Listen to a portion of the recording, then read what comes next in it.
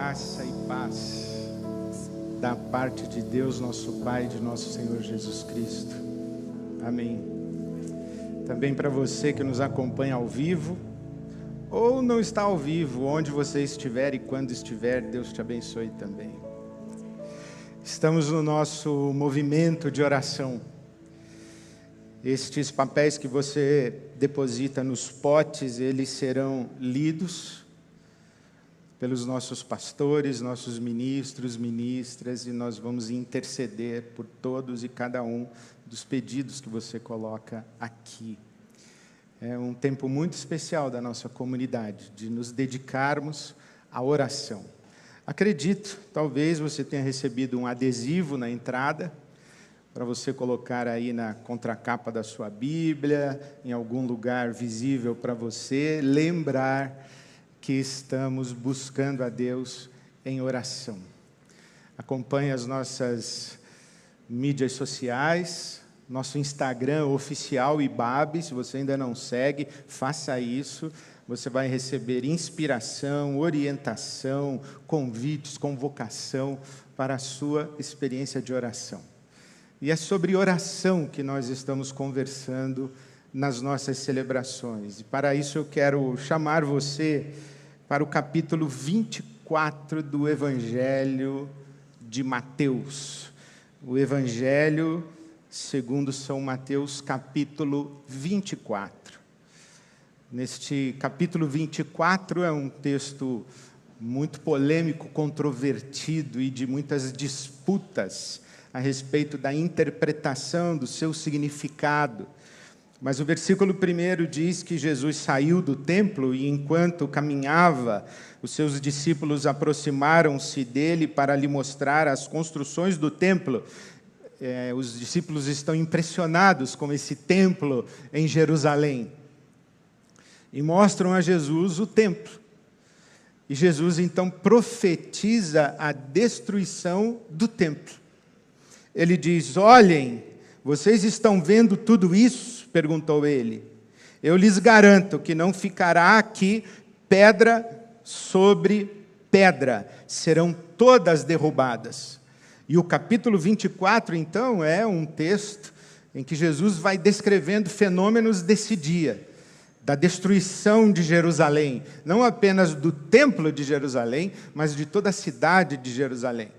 Muitos intérpretes dizem que essa profecia se cumpriu no ano 70, quando o imperador Tito, filho do imperador Vespasiano, destruiu Jerusalém, reduziu a pó Jerusalém. As ruas de Jerusalém ficaram manchadas de sangue no ano 70. Essa profecia se cumpriu.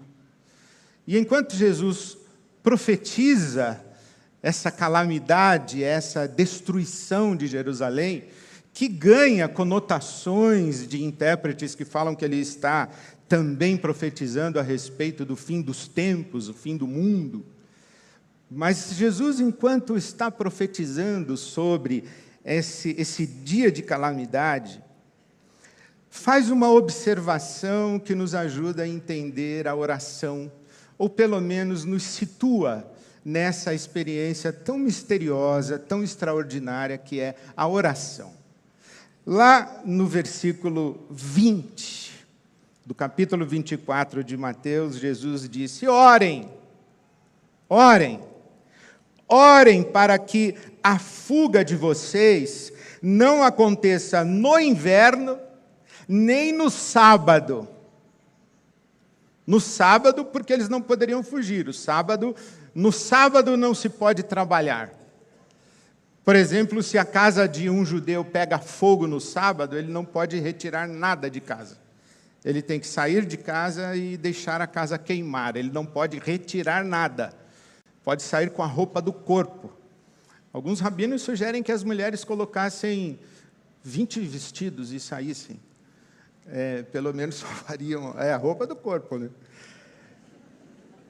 Mas não pode pegar nada. Não se pode trabalhar no sábado. Uma grande discussão em Israel é o que é trabalhar no sábado.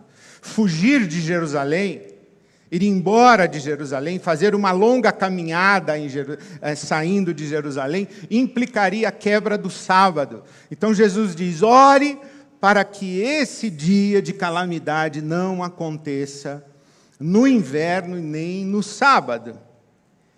Porque haverá então grande tribulação, como nunca houve desde o princípio do mundo até agora, nem jamais haverá. Se aqueles dias não fossem abreviados, ninguém sobreviveria, mas por causa dos eleitos, aqueles dias serão abreviados. Uma das grandes discussões da teologia e da filosofia, e das mais fascinantes, acredito, tem a ver com a tensão que existe entre o ordenamento do mundo e a liberdade humana. De um lado, nós temos um mundo regido por leis rígidas, fixas. E de outro, nós temos, nós, seres humanos, que temos a sagrada vocação de nos revoltarmos contra todas as leis e contra tudo que é rígido. Nós nos rebelamos contra toda a determinação. Olha, é assim, tem que ser assim, vai ser assim. Um ser humano em boa saúde vai dizer: não aceito isso, eu questiono isso. Há controvérsias. Por que tem que ser assim? Por que vai ser assim? Por que isso realmente precisa acontecer? Então, essa tensão, nós nos debatemos entre uma ordem que independe da nossa vontade e a nossa vontade, que é vocacionada a questionar o ordenamento e a ordem. Na filosofia, isso se chama cláusula de necessidade e contingência. Nós vivemos entre a contingência e a necessidade. A necessidade é aquilo que vai acontecer independentemente da nossa vontade. É inexorável, é inevitável. É assim, vai ser assim. Não adianta você gostar, não gostar, concordar, não concordar, e nem mesmo adianta você se rebelar contra isso, porque vai acontecer, é inexorável. Isso é a cláusula de necessidade. Agora, contingência é aquilo que pode ou não acontecer. Pode ou não acontecer, e em acontecendo não muda nada, praticamente nada no mundo, ou acontecendo, muda. O que muda? Não sabemos o que muda. Não sabemos se muda. Quanto muda? Não sabemos se, em acontecendo, muda para melhor ou muda para pior. Depende, inclusive, de o que é que acontece, com quem acontece e como aquele ou aquela para quem aconteceu reage ao acontecido. É da contingência. Não está definido, determinado. Não é absolutamente inevitável que aconteça. É da contingência. Por exemplo, que nós vamos envelhecer é da necessidade. Como vamos envelhecer é da contingência. Depende de cada um de nós. Inclusive, depende de alguns acidentes possíveis no nosso processo de envelhecimento, acidentes, inclusive, que não dependem de nós. Que vamos adoecer é da necessidade. Não adianta você dizer, está amarrado, isola, não, você vai ficar doente. Não estou rogando praga, eu só estou constatando. Nós somos seres finitos, nosso corpo físico tende à degeneração. Então, nós vamos, de alguma forma, nós vamos adoecer, porque se a gente não adoecesse, a gente não morria. Aliás, você sabe que vai morrer também. É da necessidade. Agora, qual doença nos acometerá? É da contingência. Nós não sabemos. Eu não sei, por exemplo, se na minha velhice vou ter Alzheimer, se eu vou ter Parkinson. Não sei se vou ter câncer o ano que vem. Amém, irmãos? Não, amém? Não, eu não sei. É da contingência. Não sei qual é o diagnóstico. E a gente vive nessa tensão. Por exemplo, a gente tem que se alimentar, senão a gente morre. A gente tem que comer. Agora, onde a gente vai almoçar hoje é da contingência. A gente tem que comer é da necessidade. Agora, com quem, onde e o que é da contingência. Que tem que chover é da necessidade. Que tem que causar inundação e deixar gente desabrigada e, inclusive, causar mortes de pessoas por causa da péssima estrutura das nossas cidades e do descuido com a malha urbana, é da contingência. A chuva não é da contingência, é da necessidade. Agora, morte e inundação é da contingência. A gente vive assim, entre a necessidade e a contingência. Entre um mundo que está ordenado com leis rígidas e a nossa rebeldia diante das leis rígidas do mundo. Essa realidade nos exige duas respostas, pelo menos. Resignação. Se tem coisa que vai acontecer, independe da minha vontade, então que aconteça. Se existe aquilo que é da ordem da necessidade e me afeta, ok, eu aceito. Eu me coloco resignado diante do inevitável. Resignação. Resignação não é covardia. Aliás, resignação pode ser, inclusive, bom senso, sabedoria, discernimento. Não lutar contra aquilo que não adianta lutar. Mas tem uma segunda resposta. Responsabilidade. Porque se vivemos entre o inevitável da necessidade e o aleatório da contingência, nós nos portamos na vida de maneira responsável. Para lidarmos com as questões da contingência, fazendo o possível para atenuar os seus danos. Somos responsáveis. Que eu vou envelhecer, eu vou envelhecer. Como eu vou envelhecer, depende da maneira como eu cuido da minha vida hoje. Eu posso ter uma velhice muito ruim, mas eu posso envelhecer bem. Aliás, quem não vive bem, não envelhece bem. Então, eu sou responsável.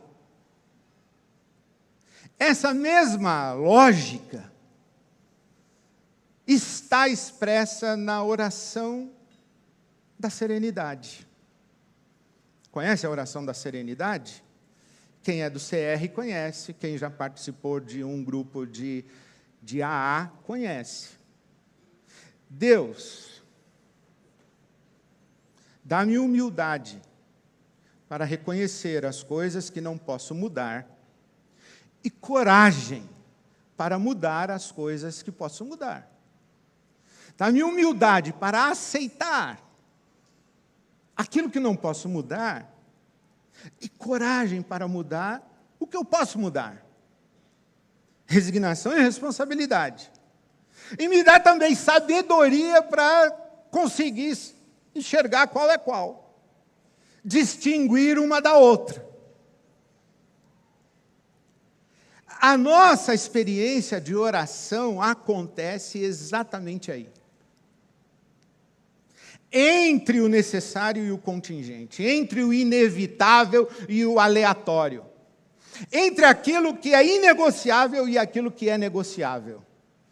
Consegue enxergar isso nessa fala de Jesus? Olhem para esse templo, não ficará pedra sobre pedra. O que Jesus está dizendo? Vai acontecer. Ore para que não aconteça no sábado nem no inverno. Vai acontecer. Quando vai acontecer? Como vai acontecer? Em que situação você vai estar? Ore, porque aqui tem uma margem de negociação. Isso é muito importante a gente discernir, porque a ordem do mundo implica o fato de que algumas coisas estão fora do alcance da nossa interferência e fora dos limites da nossa liberdade. Elas são o que são. Por exemplo, imagine se o mundo mudasse de acordo com as circunstâncias. Toda vez que um sujeito pegasse um cano para dar na sua cabeça, na hora em que ele descesse o cano na sua cabeça, o cano viraria isopor. Seria ótimo, né? Toda vez que alguém desse um tiro numa pessoa, aquele projetil seria desviado. Seria ótimo, né? Mas não. O mundo tem uma ordem. E dessa ordem, nós derivamos a nossa estabilidade para viver. Quando eu estava no seminário, o meu professor de prática pastoral, ele disse assim: a fé é a prova das coisas que se esperam. Aí ele falou assim: o que se espera de um vovô de 97 anos, hospitalizado, evoluindo para falência múltipla dos órgãos? O que se espera? Com todo respeito, né? E com toda compaixão, se espera que o vovô morra. Mas aí o vovô está com 97 anos, hospitalizado, todo entubado, e a gente vem aqui e coloca um papelzinho para a igreja orar pelo vovô. Para quê? Para ele sair do hospital?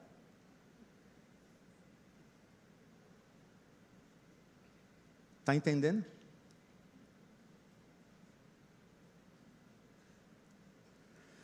A fé não é somente um recurso para que coisas inusitadas, surpreendentes aconteçam. A fé é o chão onde a gente pisa quando o inevitável, o inexorável, o razoável acontece.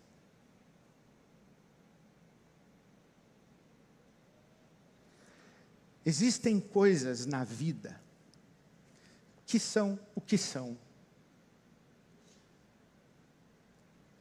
que evoluem independentemente da nossa vontade, dos nossos desejos, inclusive independentemente das nossas orações. Porque existem coisas que são da prerrogativa, tanto da ordem do mundo, quanto das mãos de Deus. Imagine se Deus respondesse sim para todo mundo que ora pedindo para ganhar na loteria. Não ia adiantar nada, cada um ia ganhar R$1. Não ia ganhar milhões. Ou não ia fracionar os milhões em milhões de orações. Dizem, né, os baianos, que se macumba ganhasse o jogo, o campeonato baiano terminava empatado.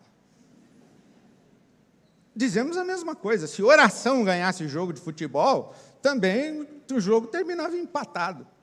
Quer dizer, é óbvio que Deus não pode, não porque Ele não seja capaz, mas porque não faz sentido. Deus não pode responder sim a todas as nossas orações e atender a todos os nossos desejos. Existe uma dimensão de realidade que está fora da cogitação e da razoabilidade dos nossos desejos, das nossas esperanças, das nossas vontades, enfim, você já entendeu. Porém, vírgula, pastor, então de que adianta orar? Porque tem a contingência. Se existe uma dimensão da existência do mundo que está fora do alcance das nossas mãos, existe uma dimensão na qual nós somos poderes causais. Nós podemos interferir de maneira a fazer diferença. É aí que a nossa oração entra. A Bíblia mostra isso para nós de maneira muito clara. Deus fala para Abraão: vou destruir Sodoma e Gomorra. Abraão diz: espera aí, podemos conversar? Podemos. Vai destruir a cidade toda? Estou pretendendo. Se tiver 50 justos, o senhor destrói? 50 não. 40 não. 30 não. 20 não. 10 não. Está vendo? Entre o necessário e o contingente tem uma margem onde nós participamos. Lembra do Salmo 127, o que diz? Se o Senhor não edificar a casa, em vão trabalham os que a edificam. Você tem que bater a laje, irmão. Mas Deus tem que abençoar o esforço das suas mãos. Eu gosto muito daquela história do pastor que comprou um sítiozinho. Estava aposentando, Kenner, aí comprou um sítiozinho. Estava caído o sítio. E o pastor ia lá no dia de folga, e foi arrumando, trocou uma janela, arrumou ali a varanda, passou um cal nas pedrinhas do caminho de entrada, e foi ficando bonitinho. Mas quando ele chegou lá, estava caidaço. O vizinho, sabendo que ele era pastor, quis fazer uma graça. Chegou lá, ofereceu uma limonada e disse: pastor, o senhor e Deus fizeram um bom trabalho aqui. E o pastor disse: o senhor tinha que ver isso aqui como estava quando Deus cuidava sozinho.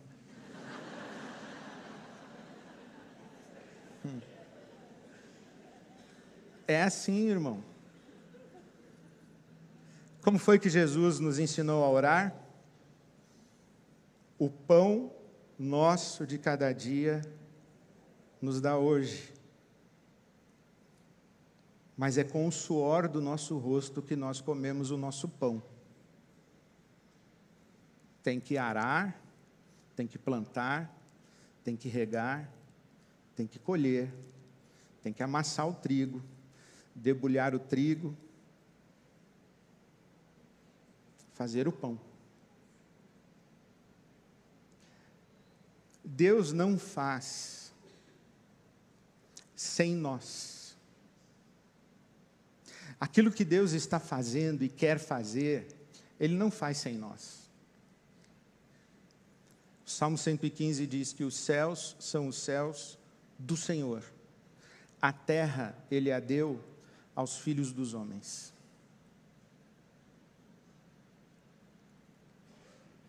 Para que a vontade de Deus seja feita. Muito obrigado. Amém. Agradeço as mãos que fazem o bem. Obrigado. Para que a vontade de Deus seja feita na terra, Jesus nos ensina a orar dizendo: seja feita a tua vontade na terra. E essa oração não é: Deus, vem aqui fazer o que o Senhor quer fazer. Não, é: eu me disponho a ser o teu instrumento para que a tua vontade seja feita. Foi assim que Jesus nos ensinou a orar. Deus age no mundo através de nós.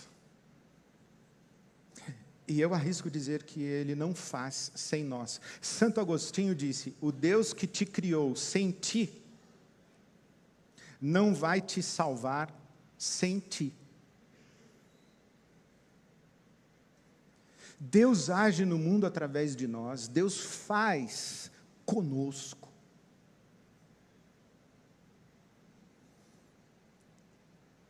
Eu estou me complicando aqui, mas eu vou seguir. E Deus faz com o nosso consentimento. Aquilo que alguém faz na sua vida sem o seu consentimento é uma violência, é um abuso. Deus não é abusador.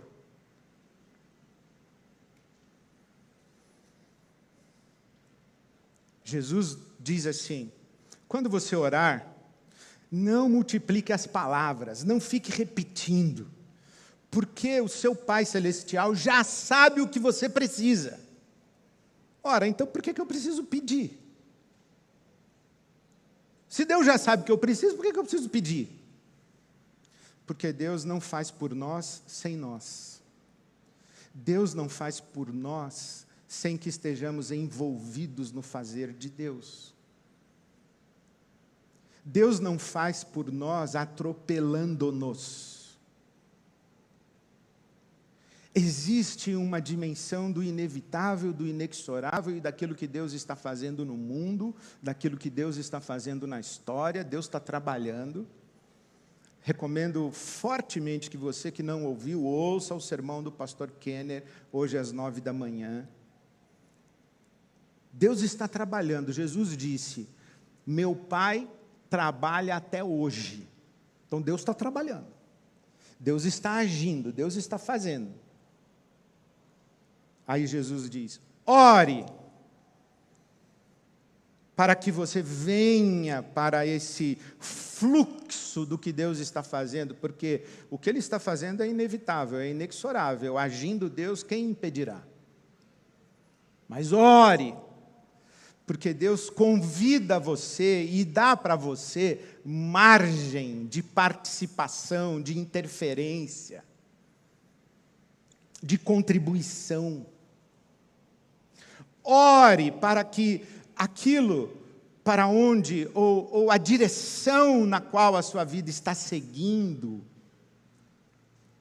não leve você de roldão, sem que você perceba o que está acontecendo, porque daqui a pouco, as paredes do templo começam a ruir, a cidade começa a ser destruída, e o mundo passou na janela e só a Carolina não viu. Ficou cantando aí que o acaso vai te proteger enquanto você andar distraído? Vai. Vai. Ore, porque há coisas acontecendo à sua volta. Ore, porque há coisas acontecendo na sua vida. Ore, porque Deus quer fazer coisas na sua vida, mas não vai fazer sem você. Sabe que interessante que Jesus, ao ressuscitar, disse, fiquem em Jerusalém? Não foi? Para que vocês sejam revestidos pelo poder do Espírito Santo que eu vou derramar sobre vocês. Eu vou pedir ao Pai e Ele vai derramar o Espírito. Então fiquem em Jerusalém.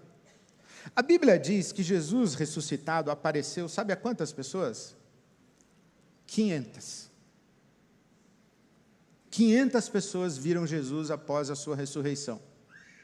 Sabe quantas pessoas estavam reunidas no momento em que o Espírito Santo foi derramado? Alguém sabe?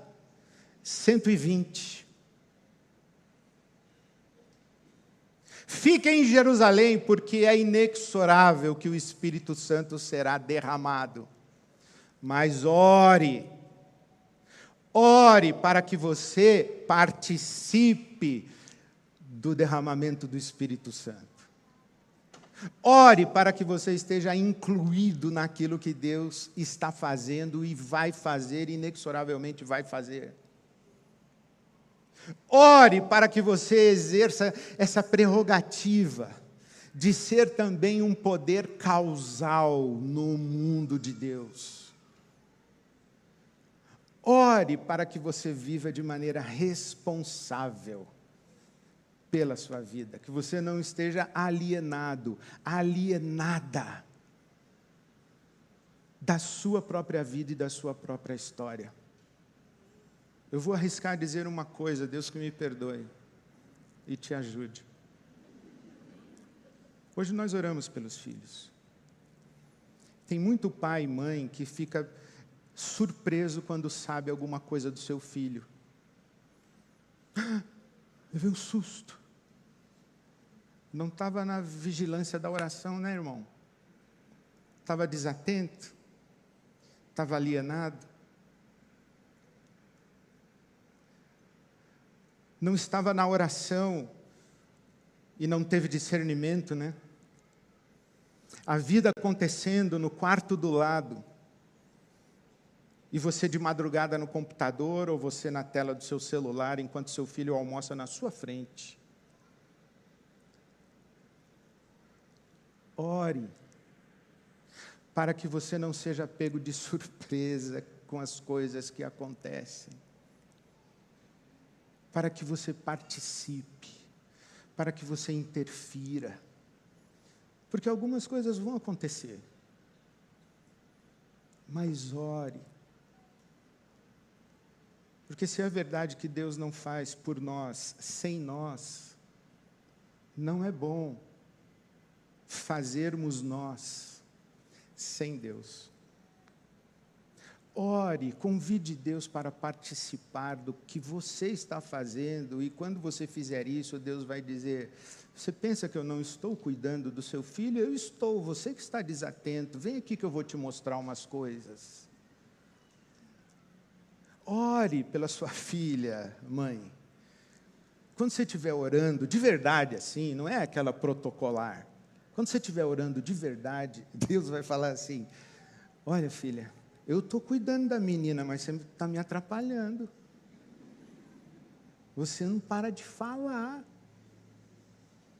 Vem aqui participar do que eu estou fazendo. Vamos conversar sobre isso. Uma das mais maravilhosas definições de oração que eu conheço é de Dallas Willard. Ele disse que oração é uma conversa com Deus a respeito de algo que estamos fazendo juntos. Oração é uma conversa com Deus a respeito de algo que estamos fazendo juntos. Você tem alguma necessidade para terça-feira, quinta-feira?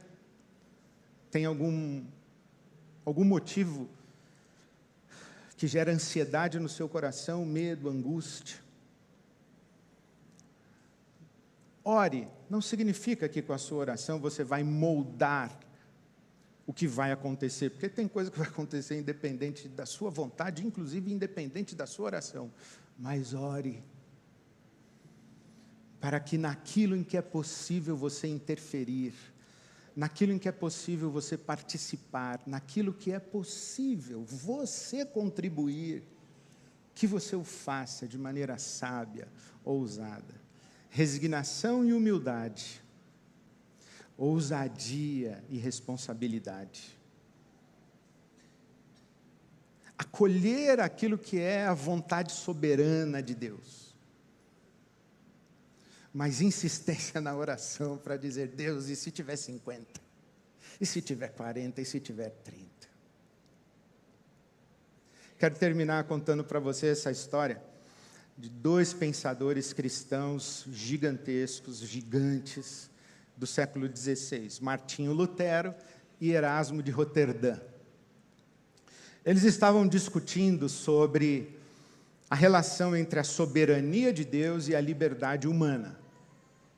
Erasmo de Roterdã defendia a liberdade humana, e Martinho Lutero defendia a soberania de Deus. E eles começaram a se corresponder e trocar correspondências num debate profundo.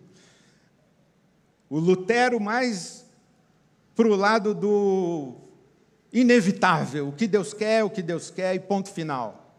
E o Erasmo de Roterdã dizendo: não, mas tem a nossa participação também, tem a nossa contribuição, tem a nossa interferência. E lá pelas tantas dessa troca de cartas, Erasmo de Roterdã disse a Martinho Lutero: homem, deixe Deus ser bom. E o Lutero respondeu: homem, deixe Deus ser Deus. E agora, você fica com qual? Graças a Deus não precisamos escolher entre eles. Deus é bom e sabe amar.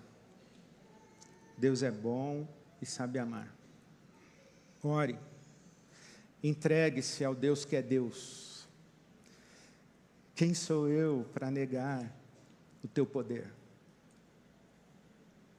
Mas ore, porque Deus tem prazer em usar a sua vida, em abençoar você, em ter você como participante cooperador daquilo que Ele está fazendo no mundo. Amém. Que Deus te abençoe, abençoe a sua casa. Que Deus te coloque de joelhos. Que você participe do que Deus está fazendo. Deus só faz coisas boas e coisas belas e coisas justas. Então ore, participe. Amém.